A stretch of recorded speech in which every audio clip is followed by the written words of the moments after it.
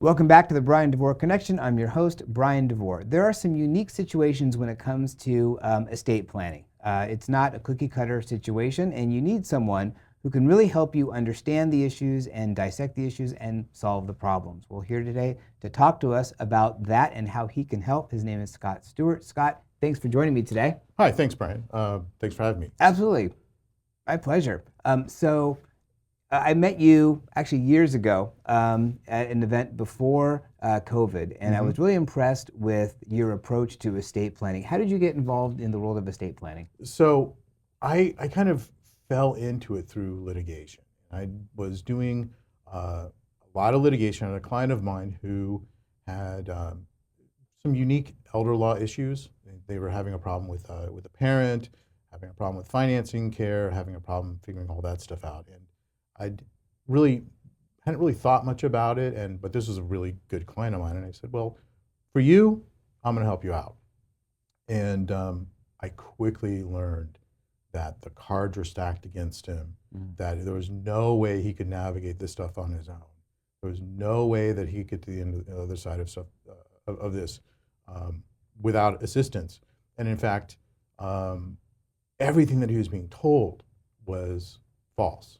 Really? And so much so that there's almost a joke in my office where our clients sometimes will go through this curve of, we believe you, everybody is telling us things that are completely contrary to what you're saying, so we're beginning to lose faith, and then you're completely successful, and we realize that you were the only person throughout the entire process that's been consistent and actually completely honest about what was going to happen.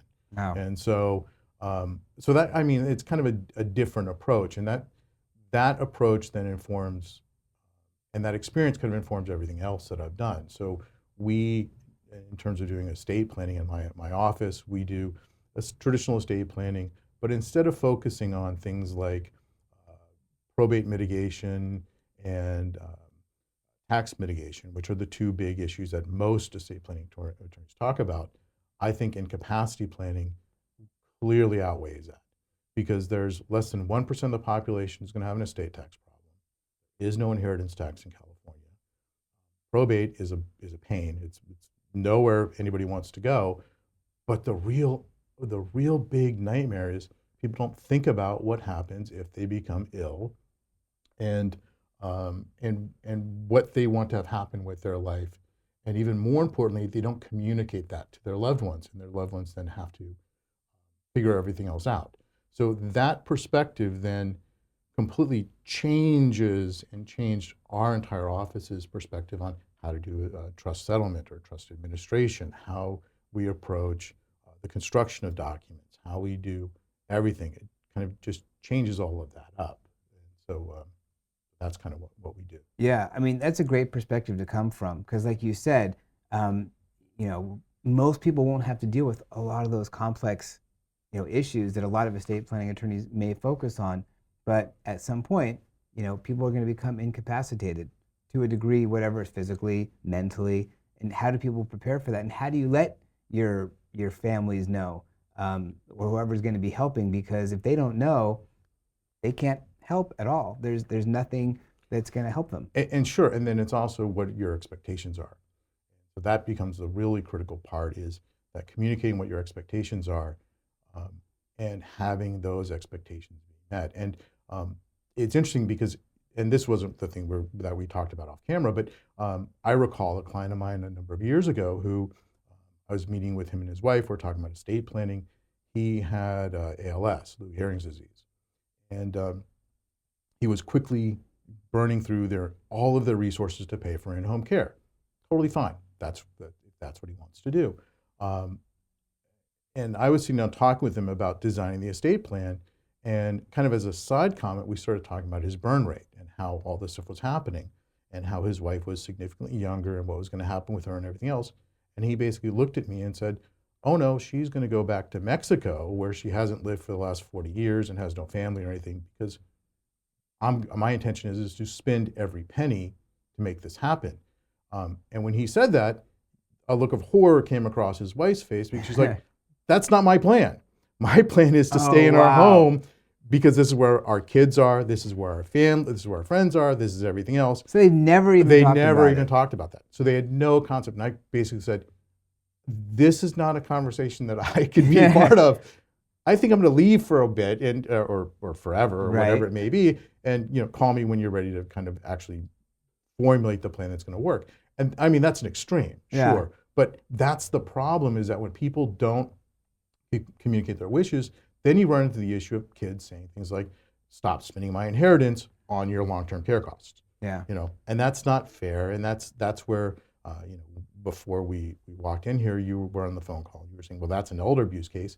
And a lot of that elder abuse case is that failure to communicate, Yeah. that failure to create a system where there's transparency, failure of a system where everybody's on the same page as to what's going on. That is really, really critical. Yeah. You told me a story the other day when we were kind of prepping for this interview, which fascinated me, partially because of the issue itself and partially because of how ignorant, some of the parties were being. Relay the story. So one of the major issues that people have when they're designing estate plans, and you can talk about A/B trusts and all these other things that where there's where people can describe and gin up problems. But I think one of the biggest problems is again a failure to thoroughly understand what's going to happen here, and a failure to properly fund their trust if they have a trust. And so this isn't a story from my office. This is my neighbor. And one of my neighbors just passed away recently. And everyone on the street thought that this woman owned the house. And everyone could have sworn she owned the house. She's been living there forever. It's like, oh yeah, she owns the house. And so they pass away. She passes away. And being lawyers, we kind of decided to look up what was going on with the house. The house was never owned by that woman. It was actually owned by her mother. We decided to go over and talk to the kids and say, hey, what can we do to help you? We were, she was a great woman. Whatever we can do to help. And they were a bit off-putting at that. And they said, we don't need your help. The home's in a trust. The home was never funded into the trust. They're in the process of listing the home for sale. Oh, no. My experience with real estate agents is that they often don't research title. They just say, okay, great, sign the contract and we'll list this thing for sale. So I know what's going to happen. They're going to find a buyer. The house is great. Someone's going to buy it. It's super desirable. Someone's going to want to come in and do that. And in the middle of escrow, the escrow officers or title officers or somebody's going to look at title and say, uh-oh, we got a problem. We've got a problem here. And the real problem is this. It's a double probate. Because it's going to go from grandma to mom to the kids who are trying to sell the property. And that whole process is going to take a very long time, depending upon whether or not there's a will, what the will says, all those other things. And you've got 2 layers of that. So maybe you can collapse that down into single probate that's super complicated. The buyer's not waiting around for that. No, the buyer's not waiting around for that. And so it's going to be a big mess. And so what's the problem? The problem is that no one bothered to review title. And so when we talk about transparency and communication and capacity and these other things, one of the things that's extremely helpful is to sit down and talk with the family member who you may be becoming the trustee for, maybe becoming the power of attorney for, and really get your arms around what's going on, and don't make assumptions. Review what's going on. It costs exactly nothing to review title. I'm sure anyone could ask you to connect them with someone who could help them review title. Absolutely. And be very simple and say, this is what it is. Right. And it's real simple. If it doesn't say it's in the trust, if it doesn't have the word trust on it, or say, Jones Smith for the Smith family trust dated whatever, it's not in your trust. It's in that person's name alone, which equals a probate. And that's a 2-year, very expensive proposition.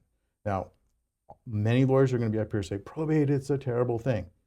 It can be, but there are places where that's the best solution. Yeah. Complicated families, fighting. Sometimes it's nice to have an adult in the room, the judge, who can kind of manage and mitigate all that stuff. But typically, you want to avoid that. And the way you avoid that is by funding all those things. That kind of reminds me of an individual that I remember from when I first started about 30 years ago. There was a very well-known trust attorney down in the southern part of San Diego, who had a huge trust mill. He wrote a ton of trust. He also had a huge probate department. Huge probate department because his clients, for some reason, consistently failed to fully fund the trust. Wow. And then he would be able to pick up both sides of that stuff. So that's a huge mistake. Now, Yeah. he got into all sorts of trouble with that. Yeah. But nonetheless, the point is that you want to make sure it's all funded in there. And if you don't know what you're supposed to fund in, and you don't know how all that works, you should talk with a lawyer about that, or really make that happen. Because there's some things you absolutely should put in. There's some things you probably shouldn't, and figure all that stuff out.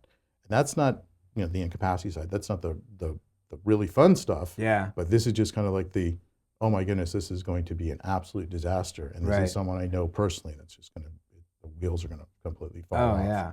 Well, and so many issues there. You have the kids who are kind of turning a blind eye. They think that everything is a certain way, so lack of communication there. Who knows about the communication between the mom who owned the house and the person who just passed away, who maybe she thought she owned the house, maybe she didn't. Never went through probate. Who knows what happened? I don't know. I mean, I don't know. I don't know what I don't know. Yeah. But, I can imagine the kids who we'd never met before were a little off-put, like, hi, I'm your neighbor, I'm a lawyer, and I do this stuff, and, hey, here's what I've discovered, and let's figure this stuff out. So I can understand a little of the pushback from that, but I'm looking at this and saying it's not going to end well. And in many cases, and the pushback that I perceived was that they're sitting here saying, I don't want to pay for a lawyer. I don't want to deal with those issues. Right. And it's going to cost them, 100-fold more. Yeah. In terms of time, in terms of resources, in terms of everything else, because the timing on that sale is going to be critical. Yeah. Well, and people they don't know what they don't know, and they want to go the easy route, so they'll do the online trusts and that kind of stuff. But they need a professional who knows what the pitfalls are. Sure, and those online trusts can be great, but why do you want a lawyer? Why do you want someone who's done this before? It's all about the unknown unknowns. It's the questions that you don't even know that you want to ask. So that reminds me of an individual who came to my office, and he, on the one hand, one of the best trusts I've ever read in my life. On the other hand, one of the worst trusts I've ever read in my life. Think, how does that work?